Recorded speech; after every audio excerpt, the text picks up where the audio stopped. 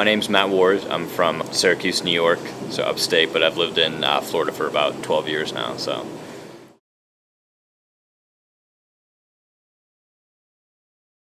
I couldn't tell the truth at all. Like, normally when you lie, there's a motive behind lying, but I was just lying to lie.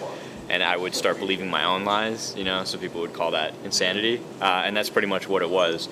I was, burning all the bridges with my family, with friends. I was stealing things, pawning anything I could. I couldn't keep $1 in my bank account, always calling out of work. So it was like the absence of serenity.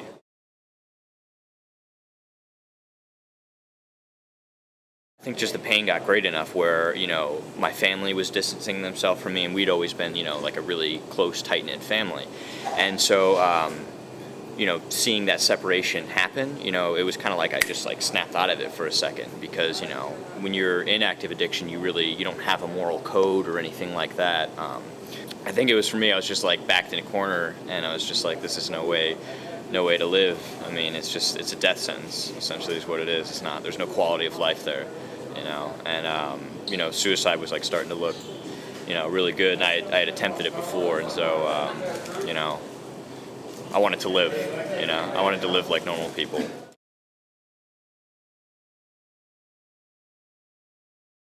I'm super blessed in the aspect of my mom works with addicts and alcoholics, and so she's in the addiction field. And so I know a lot of people, their families don't understand why are you doing this, and they think it's a willpower thing, and you were such a good kid, what happened to you? But my mom, she understands it because she studied it, and my father was actually an addict and an alcoholic, and so she understood it 100%. So she immediately we started calling treatment centers and everything, and so she heard really good things, about this one. And so I got on the phone. I remember I spoke with this guy, Mike, and I was talking with him, and so eventually I just got in. I think it was a few days later.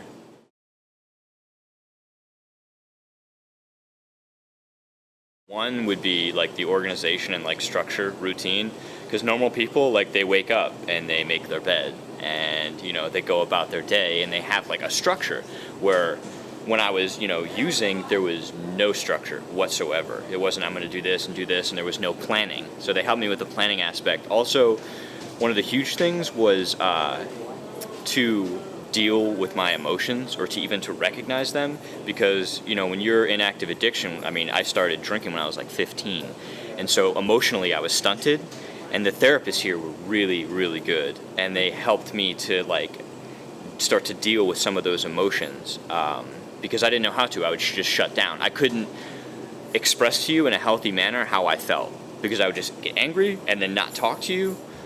But that's pretty much it. Or I just walk away. I wouldn't even want to deal with it. And so it was really tough, but it was good to finally deal with some of the things that I hadn't dealt with for my entire life. They had just always been in the back of my mind. And so, like I said, it wasn't easy, but they definitely helped me with that. And I think that's a lifelong thing, is to learn how to deal with. Everyone loses it once in a while, but now I think they kind of nurtured that seed, and now it's starting to grow, so where I can actually tell people how I feel.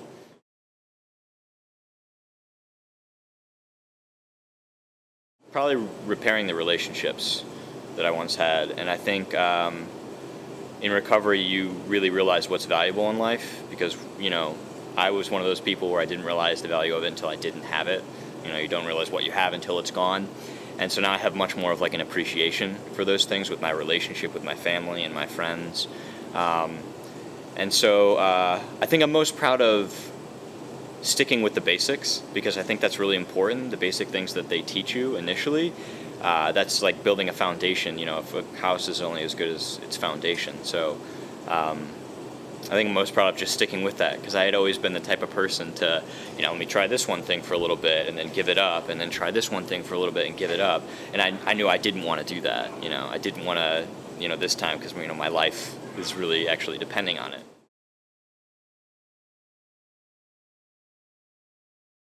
That it's not going to be as scary as I thought it was. I was super, super nervous coming in. First of all, I kind of felt like the new kid on the block, and all this emotional stuff is happening, and you're in this daze, and so one of the cool things that I noticed is, like 3 days after I'd been here, I felt like I knew the people, like the patients, for like a really long time. I think it's because we shared like these core struggles, and we can relate on like a different level. And it's something that I had never, like a camaraderie I had never experienced before. So I wish someone had told me, like that it's not going to be as bad as you think, And I think I went into it with like the right mindset. So I think that helped out a lot.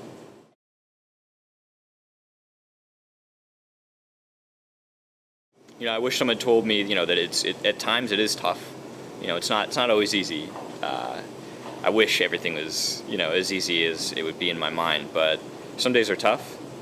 But I have like the tools and the people to help me through life. And I think, people that use these tools, they can have like a happier and healthier life than most people. That all boils down to like dealing with my emotions and dealing with whatever life throws at me. So. If someone had told me that, that might have made me feel, a little bit more calm, because I just didn't know what to expect. This was my first shot at this, so I had no experience in this whatsoever. It was just kind of rolling with the punches, I guess.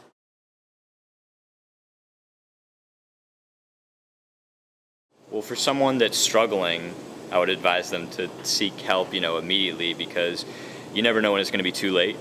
And I was one of those people that was always like, I didn't realize it until it was too late. Like the other day, I stopped to wish my friend a happy birthday. He was like my best friend, right? And it was at a cemetery, and he didn't see 26. And so, it's like little things like that like hit you how serious this disease is. I mean, it's life threatening.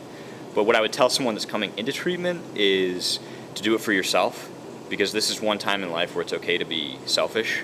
You need to do this for you. You can't do it for a husband, a wife, a friend, your family, to get your family off your back. And I get that, but in my opinion, it's just not going to stick as much. You need to do this for you, because your life depends on it. If you go, you always have another relapse in you, but you don't always have another recovery.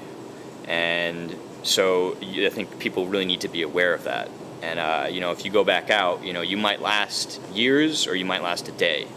You just don't know. And so you just need to do it for you, because, you want to live a life, not a death sentence. And, everyone's life is valuable, whether they see it or not. Because I've been in the mindset where you don't think your life is worth anything, but it is. It is.